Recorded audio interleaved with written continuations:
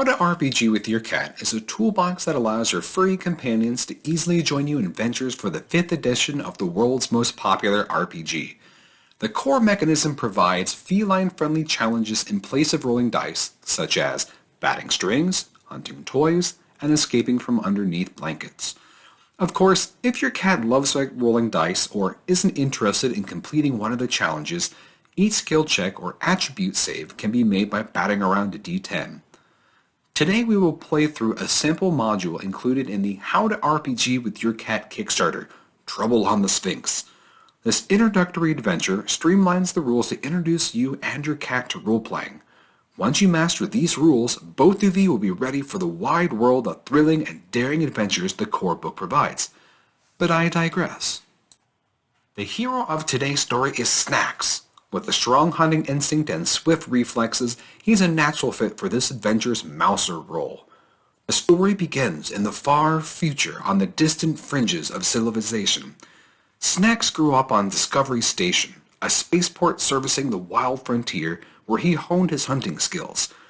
Recently, he was hired upon the Sphinx, a merchant freighter on a supply run to the new colonies on the edge of colonized space. Terrible creatures like slithers and void rats breed in the belly of these massive ships, and it takes specialized mousers to purge them. You wake to the harsh buzzing of electric bees. Of course, it isn't actually bees. You know that now. It's just the artificial daylight generators kicking on. Just to be safe, though, you crack open an eye. Sure enough, faint light begins to seep out of the fixtures in the ceiling. The artificial dawn fills you with energy, and you leap out of your bed, ready to face the world. Your bed is perched atop a small steel desk, giving you an unbroken view of the whole room.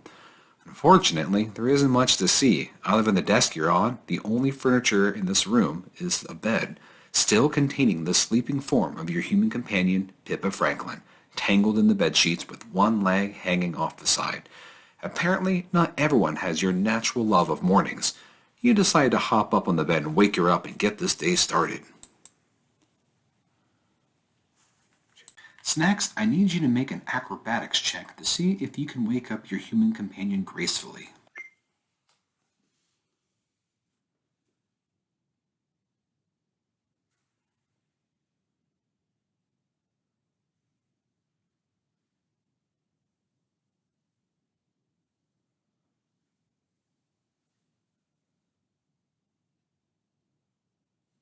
Sorry, Snacks, getting tangled up in that blanket means that you failed the acrobatics check.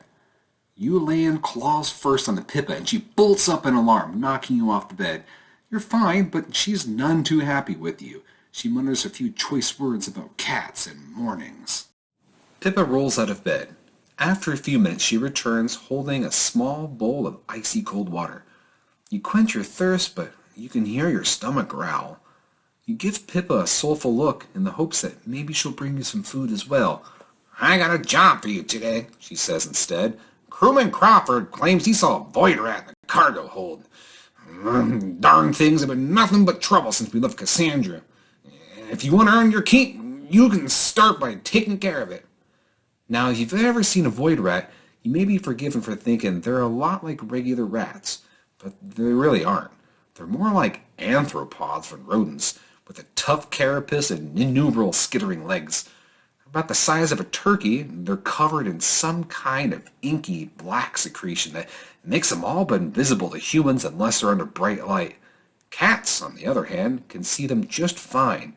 Just one of the many ways cats are superior to humans. Pippa leads you down to the cargo bay. Good luck, she shouts before closing the door behind you. Taking a look around, you see the cargo bay is cluttered with boxes and crates of various sizes stacked upon each other. A rat could be hiding anywhere in here. Snacks, I need you to make me a stealth roll as you begin to slink through the cargo hold.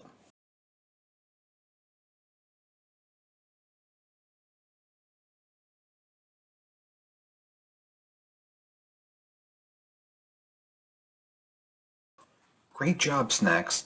You move silently through the cargo hold. You round a tower of crates and you catch whiff of a faintly sticky, resinous odor. It's a void rat.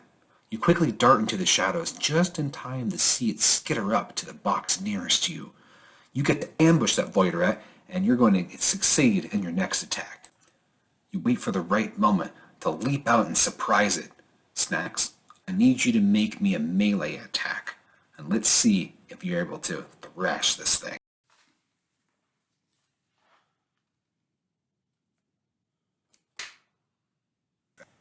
Fantastic job, Snacks. You pounce on the void rat and you crush it beneath your paws. You stop to nibble on a few of the choicest parts and you feel yourself getting stronger. Gain 1 hit point. You walk proudly through the ship with the void rat's corpse in your teeth. They're deceptively light for their size. You don't encounter anyone at all in the corridors, so, needing someone to acknowledge and praise you for your kill, you decide that you're going to head for the common room where you can plop the corpse on the floor in the middle of the room where someone is sure to see it. You're about to enter the common room when voices from within catch your ear. It's too risky. We're not exactly in patrolled space here. That's exactly why we need to go.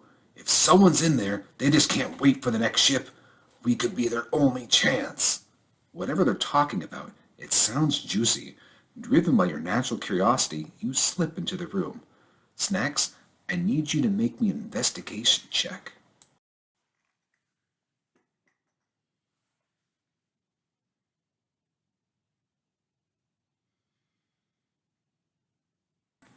Ooh, Snacks, that's a total failure. You knock over some pans onto yourself, interrupting the argument between Pippa and the captain, and losing 1 hit point in the process.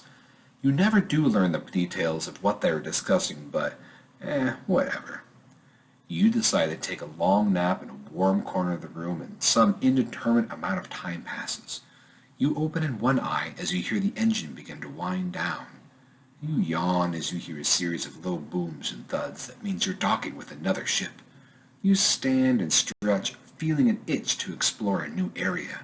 You see that the rest of the crew are going through the motions they always do when preparing to board another ship.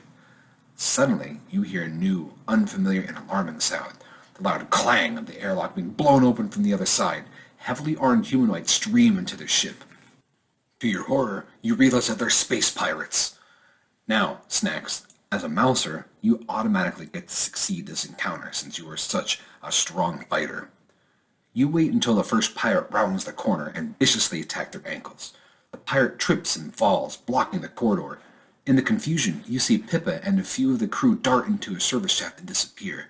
However, your success is short-lived, and the pirate regains his footing and grabs you by the scruff.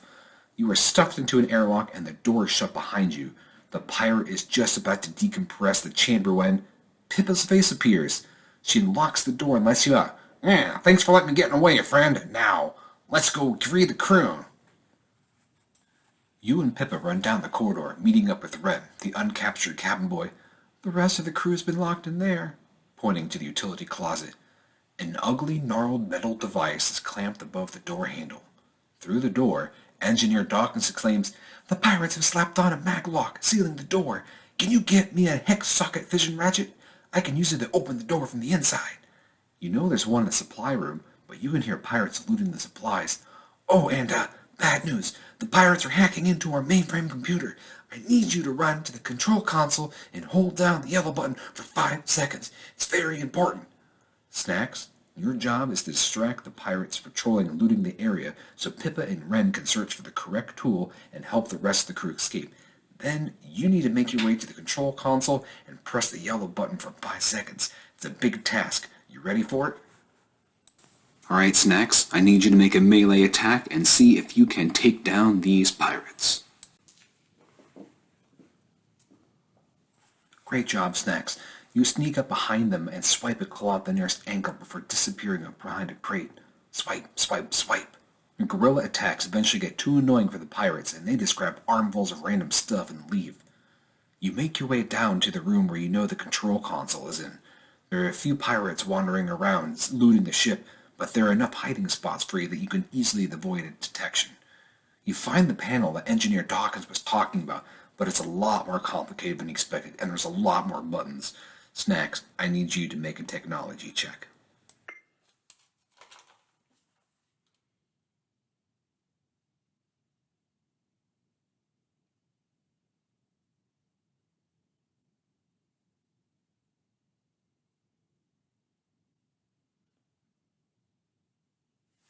You struggle to find the right button to press. There are just so many different buttons. At last you find the correct yellow button and press it down, counting to 5 in your head. The computer screen blinks cheerfully, so you think things went well. You make your way back to Pippa and Ren, just in time to see Engineer Dawkins unhinging the utility door and freeing the rest of the crew. With your crew free, it's now time to take back your ship.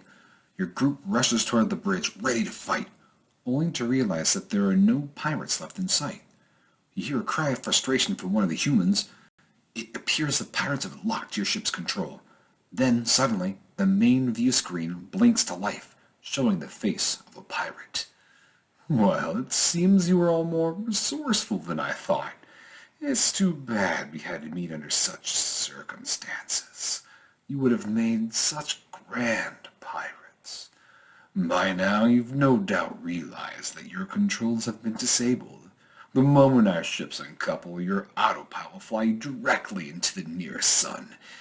You should know that it's nothing personal. I just can't have you following us. No hard feelings. And with that, the feed goes dead.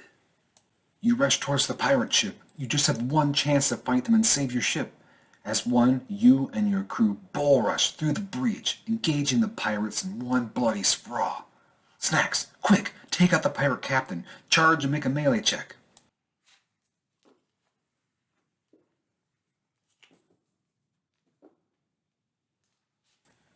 You lunge and throw the pirate captain off balance. He falls, hitting his head, and is knocked out cold.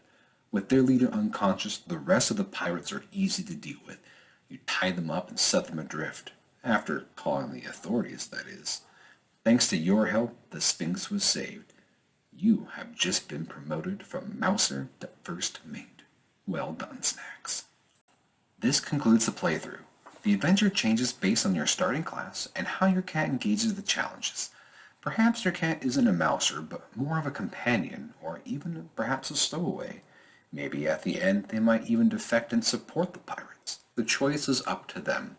With the How to Play RPGs with Your Cat core book, you can adapt adventures from many other settings and systems with this easy-to-use, cat-friendly approach. Thanks for joining us, and thank you for supporting this Kickstarter.